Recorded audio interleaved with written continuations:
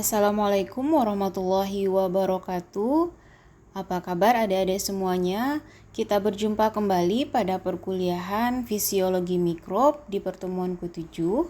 Pada pertemuan ke-7 ini kita akan membahas mengenai metabolisme lipid. Setelah sebelumnya kita membahas bagaimana metabolisme karbohidrat, bagaimana metabolisme protein maupun bagaimana metabolisme nitrogen inorganik. Kali ini kita akan masuk ke topik yaitu metabolisme lipid. Adapun yang akan menjadi outline kita pada pertemuan kali ini yaitu pertama adalah kita akan membahas lipid secara umum, kemudian kita akan mengetahui bagaimana proses biosintesis asam lemak, kemudian kita membahas jalur beta oksidasi, dan terakhir kita akan membahas bagaimana biosintesis fosfolipid. Sedikit kita bahas mengenai jalur metabolisme yang ada di dalam sel prokariot. Sebelumnya adik-adik mungkin sudah mempelajari bagaimana proses metabolisme dari karbohidrat, bagaimana itu glikolisis, bagaimana itu jalur pentosa fosfat ataupun jalur Eckner-Dendroff. Kemudian lanjut lagi kalian sudah mempelajari bagaimana siklus asam sitrat. Jalur utama dari metabolisme ini menyediakan banyak sekali prekursor-prekursor yang dapat digunakan dalam proses metabolisme senyawa lainnya. Sebelumnya, kita sudah membahas bagaimana beberapa senyawa antara yang terletak antara jalur glikolisis, jalur pentosa fosfat, bahkan jalur siklus asam sitrat itu bisa digunakan sebagai senyawa pemula ketika ingin mensintesis senyawa lainnya, terutama asam amino. Pada pertemuan kali ini, kita akan melihat apakah senyawa antara pada jalur glikolisis, pentosa fosfat, serta Eckner-Dendroff beserta asam sitrat ini juga bisa dapat digunakan dalam proses metabolisme lipid, terutama dalam sintesis lipid. Oke, pertama kita lihat mengenai lipid secara umum. Lipid atau kita kenal juga sebagai lemak itu ditujukan kepada senyawa-senyawa yang sifatnya itu sangat tidak larut dalam air. Dalam artian, lipid itu adalah senyawa yang bersifat hidrofobik. Kemudian bagaimana lagi sifat dari lipid? Lipid dia sangat larut dalam pelarut yang nonpolar. Contohnya metanol, kloroforum, aseton, dan lain sebagainya. Lipid dalam tubuh eukariot itu sangat banyak peranannya, terutama itu pada pembentukan membran selnya. Seperti kita ketahui bahwa membran sel dari prokariot maupun eukariot, komponen utamanya adalah lipid. Pada bakteri, komponen utama dari membran adalah lipid dengan jenis fosfolipid yang asam lemaknya teresterifikasi dengan gliserol fosfat. Maksudnya di sini adalah komponen lipidnya itu merupakan gabungan dari asam lemak yang teresterifikasi atau ada ikatan ester yang menghubungkan antara asam lemak dengan gliserol fosfat. Jenis lipid yang teresterifikasi dengan gliserol fosfat ini kita sebut juga sebagai fosfogliserida. Baik bakteri maupun archaea mereka sama-sama memiliki membran yang terdiri atas fosfolipid. Namun pada archaea jenis fosfolipidnya ini memiliki struktur yang berbeda karena dalam proses sintesisnya mereka juga memiliki cara yang berbeda. Tadi saya menyebutkan bahwa salah satu jenis yang terdapat di dalam membran seluler dari prokariot maupun eukariot kita mengenal ada fosfolipid. Lipid itu jenisnya banyak sekali. Salah satu jenis paling sederhananya adalah asam lemak. Untuk fosfolipid, asam lemaknya teresterifikasi dengan gliserol fosfat. Berarti di sana ada dua kompleks senyawa, ada asam lemak, ada gliserol fosfat yang terhubung melalui ikatan diester. Pada slide ini kita akan membahas spesifik mengenai asam lemaknya saja. Jadi ada beberapa tipe asam lemak yang ditemukan pada bakteri. Secara umum, Asam lemak itu merupakan rantai karbon yang dihubungkan oleh ikatan tunggal maupun ikatan ganda, di mana pada ujungnya itu terdapat gugus karboksil. Kemudian untuk rantai karbonnya bisa memiliki cabang ataupun dihubungkan dengan ikatan tunggal yang dikenal dengan saturated atau ikatan jenuh, atau ikatan ganda yang dikenal juga sebagai ikatan tidak jenuh ataupun bisa mengalami hidroksilasi. Kemudian untuk asam lemak, dia dibedakan berdasarkan jumlah atom karbon yang terikat di dalam strukturnya. Kemudian juga dipengaruhi oleh ikatan tunggal maupun ikatan ganda yang akan menghubungkan antara rantai karbon satu dengan karbon yang lainnya. Secara umum sebagai pembentuk komponen membran seluler, terdapat asam lemak dengan jumlah rantai karbon yaitu sekitar 16 hingga 18 yang terhubung baik secara tunggal maupun ganda, secara jenuh maupun tidak jenuh. Pada slide dapat kita lihat beberapa asam lemak yang atom karbonnya mulai dari 16, yaitu ada asam palmitat. Kalau dari struktural, asam palmitat ini hanya terdiri dari 16 rantai karbon, kemudian pada ujungnya terdapat gugus karboksil, yaitu gugus COOH, dan dihubungkan oleh ikatan tunggal antar atom karbonnya. Jenis asam lemak lainnya ada asam stearat, jumlah atom karbonnya ada 18, dan secara struktural juga dihubungkan oleh ikatan antar karbon berupa ikatan tunggal, dan pada ujungnya terdapat gugus COOH atau gugus karboksil. Jenis asam lemak lainnya dapat dilihat ada asam oleat, asam linoleat. Kalau untuk oleat dan linoleat, meskipun dia sama-sama 18 atom karbon juga, namun mereka berbeda secara struktural dibandingkan dengan asam stearat. Letak bedanya di mana pada oleat maupun linoleat, atom karbonnya itu tidak hanya dihubungkan oleh ikatan tunggal, tapi beberapa penghubung antara karbon dan karbon dalam ikatannya itu dihubungkan oleh ikatan ganda. Dapat dilihat pada slide ada hubungan C dan C-nya itu diberi garis 2. Itu menunjukkan bahwa antara C tersebut dengan C berikutnya dihubungkan oleh ikatan ganda. Pada oleat terdapat 1 ikatan ganda, sedangkan pada linoleat terdapat 2 ikatan ganda. Berbeda lagi dengan lactobacillic yang hanya terdiri atas 9 atom karbon, namun ini terdapat struktur siklik, yaitu struktur yang menyebabkan tidak adanya ujung dan ujung antar karbonnya terbuat suatu siklus, itulah dikatakan siklik. Selanjutnya ada tuberkulostearik, ini terdiri juga di atas 19 atom karbon dan rantai sampingnya yaitu berupa CH3 atau gugus metil. Pada slide dapat adik-adik lihat bahwa pembeda antara asam lemak itu bisa kita kelompokkan berdasarkan jenuh tidak jenuhnya ikatan antar karbonnya. Ketika ikatan antar karbonnya itu hanya dihubungkan oleh ikatan tunggal, maka dikatakan asam lemak ini merupakan asam lemak jenuh. Sedangkan jika antar atom karbonnya dihubungkan oleh ikatan ganda, itu dikenal sebagai asam lemak tidak jenuh. Tadi kita sudah sebutkan salah satu contoh dari asam lemak jenuh adalah asam stearat yang terdiri atas 18 atom karbon. Kemudian ada asam oleat dan asam linoleat yang juga terdiri atas 18 atom karbon, hanya saja di dalamnya terdapat beberapa atom karbon yang dihubungkan oleh ikatan ganda.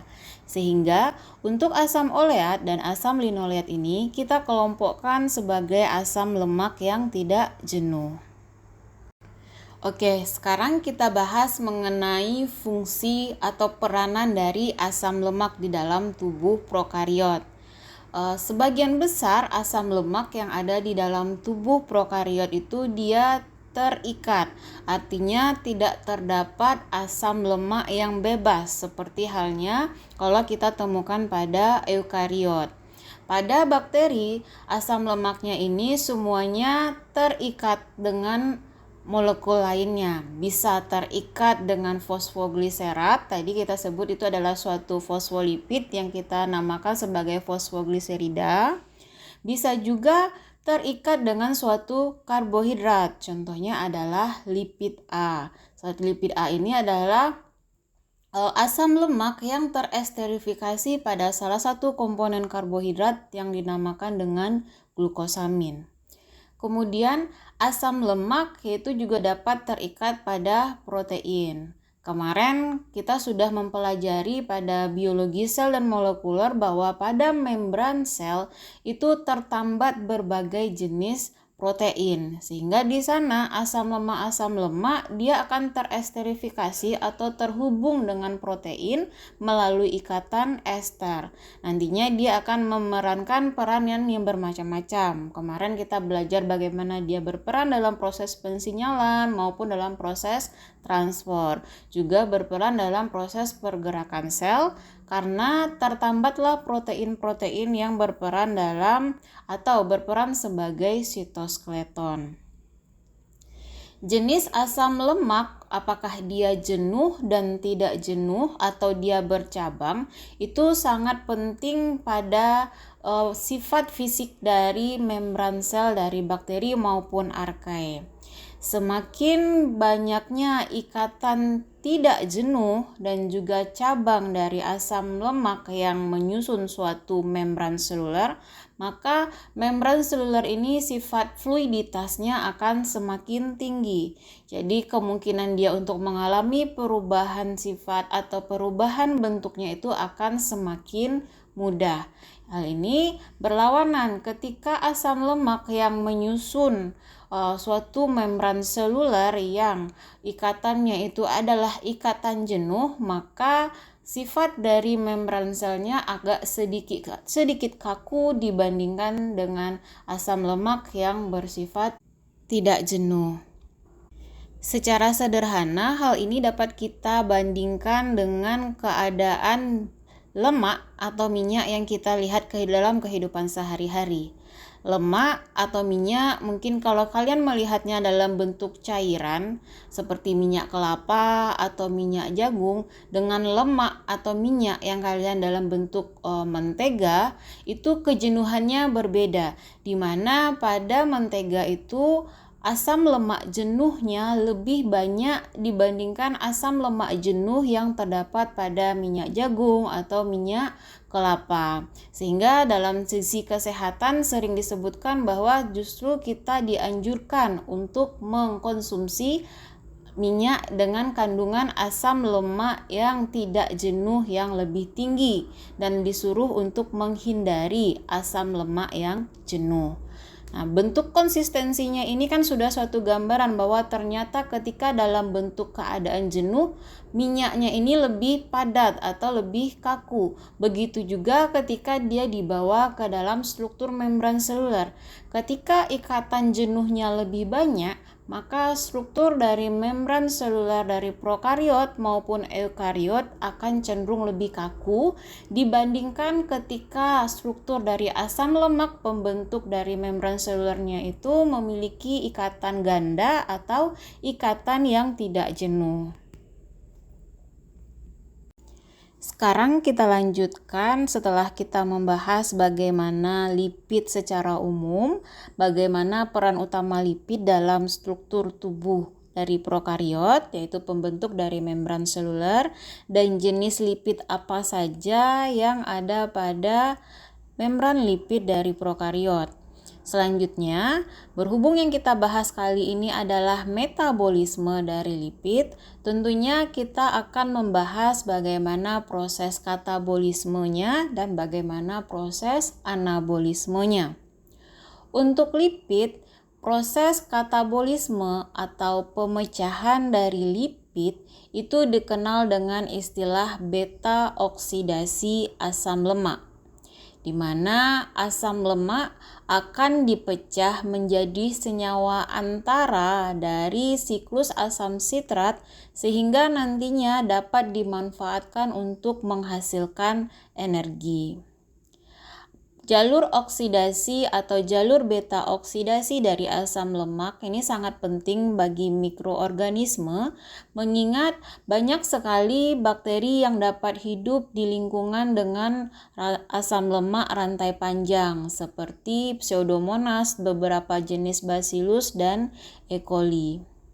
Dalam proses beta oksidasi, seperti yang tadi saya sebutkan bahwa asam lemak dia akan dipecah sehingga nantinya berubah menjadi senyawa antara yang terdapat dalam siklus asam sitrat. Nama senyawa antaranya ini yang mana? Yaitu asetil-CoA. Jadi asam lemak yang terdiri dari rantai karbon yang panjang tadi, yang 16, 18, dan bahkan 19, akan dipotong-potong sehingga nanti berubah menjadi asetil-CoA, yaitu suatu senyawa yang hanya terdiri dari 2 rantai karbon, kemudian ada gugus koenzim A-nya.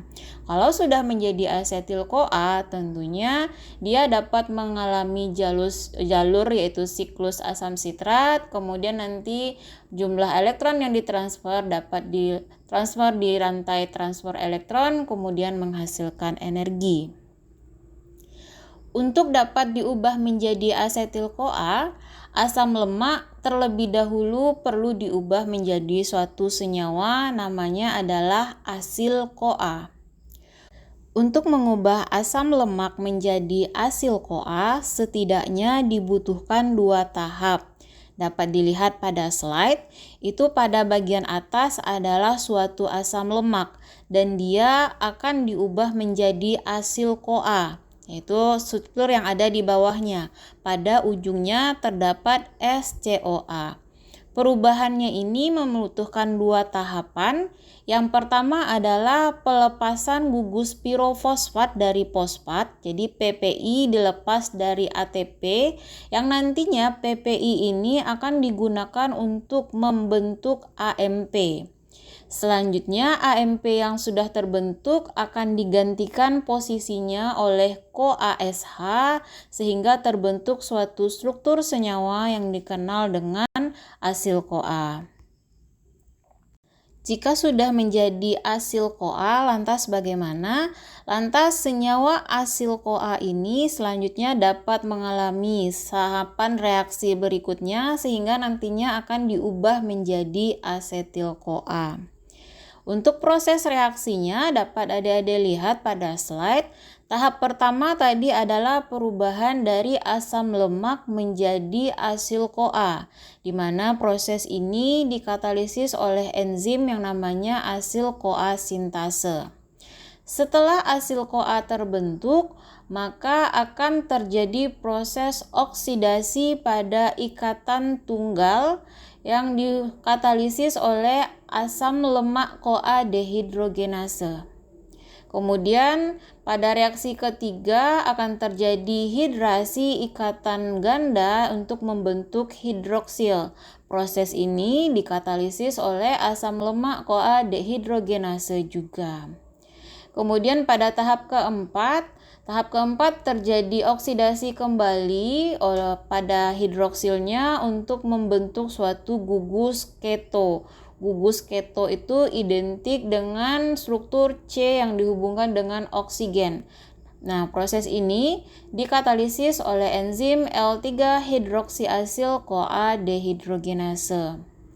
Selanjutnya adalah pemotongan 2 atom karbon terujung yang mendekat dengan gugus SCOA, ya. Gugus karboksil pada beta ketoasil CoA diserang oleh CoASH, kemudian akan digantikan oleh asetil CoA.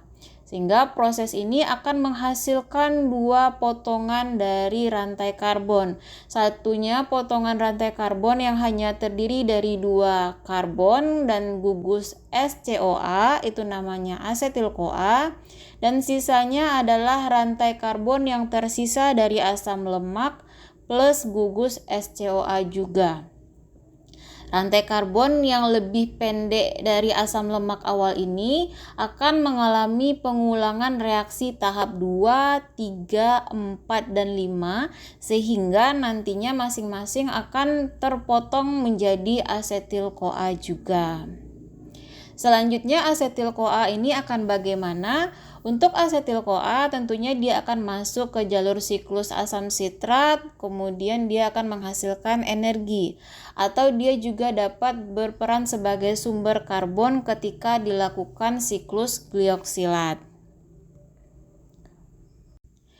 Oke, tadi saya membahas bahwa ketika suatu asam lemak melewati jalur beta oksidasi, produk akhirnya adalah dua jenis rantai karbon, yaitu jenis rantai karbon yang hanya terdiri dari dua atom karbon yang nantinya akan berikatan dengan SCOA atau asetil-CoA, dan satu rantai karbon lainnya adalah rantai karbon asam lemak yang lebih pendek dibandingkan dengan asam lemak awalnya. Dari proses tersebut dapat kita ketahui bahwa dalam proses beta oksidasi, pemotongan rantai karbon itu satu kali siklus adalah 2. Jadi misalnya sumber awal dari asam lemaknya ini memiliki rantai karbon sebanyak 18, maka dalam proses beta oksidasi pertama akan terpecah menjadi rantai karbon 2 dan sisanya adalah rantai karbon 16. Begitu seterusnya, mereka melalui beta oksidasi lagi, yang 16 akan terpecah menjadi 14 dan 2. Kemudian yang 14 ini juga mengalami beta oksidasi akan terpotong menjadi 12 dan 2. Begitu seterusnya hingga diperoleh rantai terkecilnya, yaitu rantai karbon 2 atau asetil-CoA. Nah, pada slide ini kita akan membahas bagaimana jika rantai karbonnya ini bukanlah rantai karbon yang berjumlah genap. Seperti halnya tadi yang 18, untuk rantai karbon asam lemak yang bersifat genap, maka semua rantai karbonnya akan dipecah menjadi asetil-CoA. Sedangkan untuk asam lemak yang jumlah rantai karbonnya bersifat ganjil, maka satu di antara pecahan yang dihasilkan oleh proses beta oksidasi itu adalah rantai karbon yang tersusun atas 3 atom karbon, karena dia tidak genap gitu atau ganjil. Lebih sederhana gini, ketika sudah dilakukan proses beta oksidasi berulang-ulang dari suatu rantai atom karbon misalnya 17, maka pemotongan pertama kan 15, 2, pemotongan berikutnya adalah 13, 2, pemotongan berikutnya adalah 11, 2, pemotongan berikutnya 9, 2, kemudian 7, 2, 5, 2, dan akhirnya 3, 2. Tidak bisa 2, 2 seperti halnya kalau rantai karbon dari asam lemak kita adalah genap gitu. Jadi akan ada dihasilkan rantai karbon yang 2 atau asetil-CoA dan rantai karbon yang tersusun atas 3 atom karbon. Nah, rantai karbon yang tersusun atas 3 rantai karbon ini disebut juga dengan propionil-CoA. Selanjutnya, kalau tadi kita membahas bahwa ketika dia diubah menjadi asetil-CoA, maka asetil-CoA dapat masuk jalur siklus asam sitrat menjadi energi atau menjadi sumber karbon ketika berlangsung siklus glioksilat. Kemudian bagaimana dengan si propionil-CoA tadi yang dihasilkan 3 atom karbon? Propionil-CoA dia dapat diubah menjadi metil sitrat. Nah, selanjutnya metil sitrat ini baru diubah menjadi pirufat. Setelah menjadi pirufat, tentunya pirufat dapat melalui proses seperti biasa akan masuk siklus asam sitrat juga. Dalam proses pembentukan pirufat, tidak hanya pirufat yang dibentuk dari metil sitrat, tapi juga dibentuk suksinat. Suksinat selanjutnya bisa berubah menjadi fumarat, bisa berubah menjadi malat, dan menjadi oksaloasetat. Oksaloasetat ini akan berikatan dengan propionil-CoA lainnya dan membentuk metil sitrat kembali. Begitu seterusnya, metil sitrat mengalami serangkaian reaksi sehingga menghasilkan pirufat dan suksinat. Pirufat masuk siklus asam sitrat dengan berubah menjadi asetil-CoA, sedangkan suksinat ikut jalur perubahannya menjadi fumarat, malat, dan oksaloasetat. Berdasarkan hal tersebut dapat kita ketahui bahwa pada asam lemak yang rantai karbonnya ganjil itu tidak semuanya diubah menjadi asetil-CoA, tapi ada satu yang namanya propionil-CoA. Kemudian propionil-CoA pun dia dapat melalui dua jalur oksidasi, dia bisa berubah menjadi pirufat, kemudian baru menjadi asetil-CoA. Dan satunya lagi dia berubah menjadi suksinat dulu, baru selanjutnya berubah menjadi oksaloasetat, kemudian baru bisa masuk ke metil sitrat dan jadi pirufat lagi. Salah satu bakteri yang memiliki struktur dari membrannya berupa asam lemak rantai yang ganjil itu adalah E. coli. Pada E. coli ini sesuai dengan prinsipnya bahwa ketika mengalami jalur beta oksidasi tentunya akan dihasilkan salah satunya yaitu propionil-CoA atau CoA-nya dilepas jadi propionat.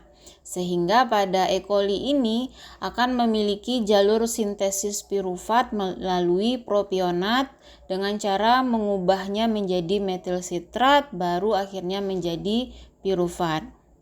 Untuk E. coli, bakteri ini memiliki dua jalur beta oksidasi, satunya bisa beroperasi pada kondisi aerobik atau ada oksigen dan satunya lagi bisa beroperasi pada kondisi anaerob.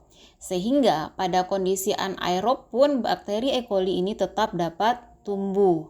Kemudian pada saat kondisi anaerob, siapa yang akan menjadi penerima elektron terakhirnya? Pada E. coli, penerima elektron terakhir untuk jalur anaerobik dari beta oksidasinya adalah nitrat. Nah, sekarang kita akan membahas bagaimana jalur anabolisme dari asam lemak yang ada pada prokariot. Untuk jalur anabolisme atau jalur sintesis, asam lemak itu berbeda dengan jalur pemecahannya atau beta oksidasinya. Di mana perbedaannya itu terdapat pada beberapa hal.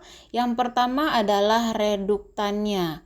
Pada beta oksidasi reduktannya adalah NADH, sedangkan pada jalur biosintesis reduktannya adalah NADPH. Kemudian pada jalur biosintesis dibutuhkan karbon dioksida dan prosesnya melalui malonil-CoA. Kalau tadi kita tidak mengenal ada salah satu senyawa antara menjadi malonil-CoA. Sedangkan pada biosintesis nanti akan terlihat bahwa salah satu prosesnya yaitu perlu diubah menjadi malonil-CoA. Kemudian yang membedakannya lagi adalah pembawa gugus asil. Ingat ya tadi kita ada kata asil-CoA, asil-CoA. Jadi ada gugus asil yang dibawa, di mana pada beta oksidasi pembawa gugus asil ini adalah koenzim A atau CoA, sedangkan pada jalur biosintesis pembawanya adalah asil carrier protein atau disingkat sebagai ACP. Berikut ini adalah bagaimana proses sintesis asam lemak. Jadi ingat kembali ya bahwa sintesis asam lemak itu kebalikan dari beta oksidasi. Kalau pada beta oksidasi rantai lemak yang terdiri atas atom karbon yang panjang akan dipotong-potong. Sekali pemotongan itu 2. Sedangkan pada sintesis justru kebalikannya. Yang dari tadinya senyawa yang sederhana akan diubah menjadi senyawa dengan rantai karbon panjang atau asam lemak. Sebelum kita membahas bagaimana sintesis asam lemak, kita perlu ingat kembali bahwa di awal saya mengatakan bahwa jalur sentral dari metabolisme itu seperti glikolisis, kemudian siklus asam sitrat, bersedia atau menyediakan prekursor-prekursor yang dapat digunakan untuk metabolisme lainnya. Salah satunya adalah asam lemak. Kemudian untuk asam lemak, yang mana yang menjadi prekursor pembentuknya? Prekursor pembentuk asam lemak adalah asetil-CoA. Proses perubahan asetil-CoA hingga menjadi suatu asam lemak itu terjadi setidaknya dalam 7 reaksi utama. Yang pertama adalah perubahan dari asetil-CoA menjadi malonil-CoA, yaitu dengan melalui reaksi antara asetil-CoA dengan bikarbonat atau HCO3-. Kemudian dengan terbentuknya malonil-CoA, selanjutnya akan terjadi penggantian gugus CoA dari malonil-CoA ini menjadi malonil ACP. Masih diingat ya, pada slide sebelumnya kita menyebutkan bahwa dalam proses biosintesis asam lemak, pembawa hasilnya yaitu ACP, bukan CoA lagi. Sehingga di sini gugus CoA yang ada pada malonil-CoA itu digantikan dengan ACP. Sehingga namanya berubah dari malonil CoA berubah menjadi malonil ACP. Kemudian pada reaksi yang berikutnya, setelah satunya berubah menjadi malonil ACP, ada satu asetil-CoA yang juga diganti CoA-nya dengan ACP. Jadi ada asetil ACP. Asetil ACP dan malonil-CoA selanjutnya dia akan bereaksi di mana gugus ACP yang terdapat pada asetil ACP ini dipotong kemudian disambungkan dengan malonil-CoA sehingga terbentuk suatu senyawa namanya ketoasetil ACP. Setelah terbentuk senyawa ketoasetil SACP, akan terjadi proses reduksi di mana reduktannya yaitu NADPH dan terbentuk senyawa namanya 3-hidroksil asil SACP. Setelah terbentuk senyawa 3-hidroksi asil SACP, akan terjadi dehidrasi, yaitu pelepasan air atau H2O, kemudian akan membentuk senyawa namanya enoil SACP. Ini adalah bentuk asam lemak yang tidak jenuh. Kemudian dilanjutkan dengan proses reduksi dari asam lemak asil ACP yang tidak jenuh ini menjadi bentuk asam lemak asil ACP yang jenuh atau asil ACP.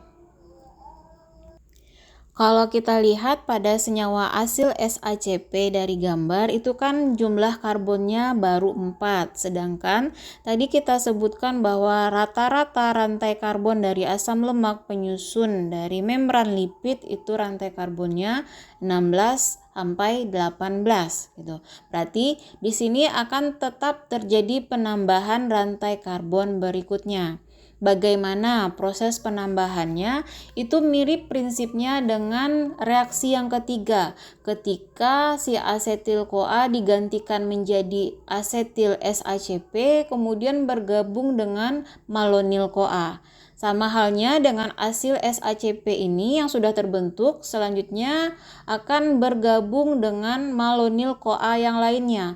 Sehingga di setiap tahap ya ketika bertemu dengan malonil-CoA berarti dia akan mengalami penambahan 2 atom karbon lagi. Kemudian ketika sudah terbentuk asil SACP yang lebih panjang 2 karbon, dia akan mengikat malonil-CoA lagi, gitu seterusnya. Sehingga untuk proses penambahan malonil-CoA ke asil ACP ini, reaksi 4, 5, 6, dan 7 itu akan berulang.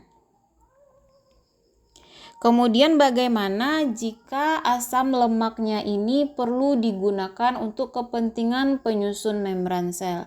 Ketika asam lemaknya ini perlu digunakan untuk pembentukan membran sel berupa fosfolipid, maka setelah terbentuk asil CoA yang panjang yaitu sekitar 18 atau 16, maka akan ditambahkan ke struktur tersebut suatu gugus gliserol fosfat oleh enzim namanya gliserol fosfat transferase. Berbicara mengenai fosfolipid, fosfolipid adalah asam lemak yang terikat secara kovalen pada gugus fosfat, di mana keberadaan dari gugus-gugus fosfat ini sangat penting bagi peran dari membran seluler. Gugus fosfat dapat terionisasi, artinya dia dapat bereaksi dengan air menghasilkan muatan yang negatif. Karena dia dapat terionisasi inilah, sehingga permukaan bagian luar dari membran sel ataupun permukaan bagian ke arah dalam menuju sitosol dari membran sel itu bersifat hidrofilik. Dan bagian dalamnya cenderung hidrofobik karena bagian dalam inilah yang berisi dengan asam lemak. Kemudian untuk komponen utama fosfolipid yang ada pada bakteri telah kita sebutkan di awal ya, bahwa komponen utamanya yaitu berupa fosfogliserida. Fosfogliserida apa? Fosfogliserida adalah fosfolipid yang mengandung asam lemak dan fosfat yang teresterifikasi pada suatu gliserol, atau bisa juga teresterifikasi pada molekul lainnya seperti asam amino, amina, atau gugus gula yang terikat secara kovalen pada suatu gugus fosfat. Seperti kita sebutkan sebelumnya bahwa suatu fosfogliserida itu terdiri atas asam lemak, kemudian gliserol fosfat dan satu molekul lainnya. Tadi saya sebutkan bisa dia berupa gula, asam amino atau amina. Pada slide dapat dilihat yang berwarna merah atau saya lingkari merah itu adalah bagian dari asam lemaknya. Kemudian di tengah ada gliserol 3-fosfat yang mengikat suatu X. X ini adalah molekul lainnya. Jika X-nya ini adalah H, maka nama dari fosfogliseridanya adalah fosfatidat atau asam fosfatidat dalam kurung PA. Sedangkan jika gugus X-nya berupa asam aminoserin, namanya menjadi serin fosfatidilserin atau PS. Jika yang mengikat atau X-nya adalah suatu etanolamin, maka nama fosfogliseridanya fosfatidiletanolamin. Kemudian jika gugus X-nya adalah suatu gliserol, maka fosfogliseridanya memiliki nama fosfatidilgliserol. Begitu seterusnya, pada bagian bawah disebut sebagai difosfatidilgliserol atau dikenal juga sebagai kardiopilin atau Cl. Setelah kita mengetahui berbagai jenis fosfogliserida yang dapat membentuk membran suatu prokariot, tentunya dalam pembentukan membran kita sudah mengetahui bahwa ketika dibentuk membran, bagian polar dan nonpolarnya ini akan terorganisir, di mana bagian polarnya akan berada pada bagian luar dan bagian nonpolarnya yang berisi asam lemaknya itu ada pada bagian dalam ketika membentuk lapisan lipid bilayer. Pada bagian luar yang bersifat polar artinya dia bisa berinteraksi dengan air, sedangkan bagian dalam yang bersifat nonpolar dia akan memberi sifat hidrofobik atau susah dilewati oleh senyawa-senyawa yang larut dalam air. Adanya lapisan yang memiliki sifat polar dan nonpolar pada membran sel ini tentunya memberi sifat dari membran seluler itu sendiri. Karena membran ini terdiri dari lapisan lipid bilayer yang bagian tengahnya bersifat hidrofobik, maka membran fosfolipid akan memberi sifat yang permeabel terhadap air, gas, dan beberapa senyawa hidrofobik lainnya yang berukuran kecil. Sedangkan untuk senyawa-senyawa yang memiliki muatan ion, dia bersifat impermeabel. Kemarin pada saat BSM kita sudah membahas bahwa untuk senyawa-senyawa yang memiliki muatan atau senyawa-senyawa ionik, agar dia dapat melewati membran sel, dia membutuhkan suatu protein transporter. Kenapa? Karena sifat ionik ini bersifat sangat hidrofilik, bukan hidrofobik, sehingga dia tidak bisa melewati membran sel. Dalam prosesnya dibutuhkan suatu protein pembantu. Kemudian fosfolipid dalam membran ini memiliki peran dalam fluiditas dari membran seluler. Sebelumnya kita sudah membahas bahwa semakin banyak ikatan yang bersifat jenuh ataupun bercabang dari suatu asam lemak penyusun fosfolipid, maka fluiditas dari membran selulernya akan lebih tinggi. Sedangkan jika jumlah atom C yang bersifat jenuh lebih banyak, maka dia akan sedikit lebih kaku. Pada slide ini ditampilkan bagaimana proses sintesis dari fosfolipid. Ini adalah kelanjutan dari bagaimana tadi kita sudah membahas proses pembentukan lipid atau biosintesis lipid. Pada akhir slide biosintesis lipid saya menyebutkan bahwa jika ingin diubah menjadi fosfolipid tentunya akan dihubungkan dengan gliserol fosfat melalui ikatan diester. Untuk gugus asam lemaknya kita sudah bahas pada proses sintesis lipid. Sekarang kita akan membahas bagaimana proses pembentukan gliserol fosfatnya.